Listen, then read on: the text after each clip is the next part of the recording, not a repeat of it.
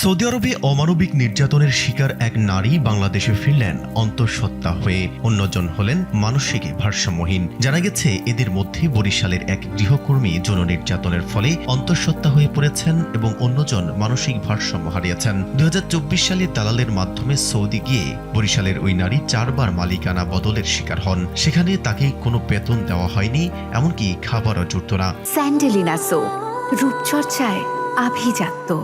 ক্ষুধার জ্বালায় তিনি ডাস্টবিনের খাবার খেতে বাধ্য হয়েছেন। শেষমেশ পালিয়ে পুলিশের কাছে ধরা দেওয়ার পর অন্তঃসত্ত্বা হওয়ার বিষয়টি জানতে পারেন। বর্তমানে তিনি ব্র্যাক লার্নিং সেন্টারে আশ্রিত রয়েছেন। অপরদিকে মানসিক ভারসাম্যহীন অবস্থায় ফেরা আরেক নারীর পাসপোর্ট না থাকায় পরিচয় শনাক্তে জটিলতা দেখা দেয়। পরে পুলিশ ও ব্র্যাকের সহায়তায় তাকে পরিবারের কাছে ফিরিয়ে দেওয়া হয়েছে। ব্র্যাকের অভিবাসন কর্মসূচির কর্মকর্তা শরীফুল ইসলাম হাসান জানান, এভাবে ফেরা নারীদের জন্য নির্দিষ্ট কোনো সরকারি কর্মপদ্ধতি নেই।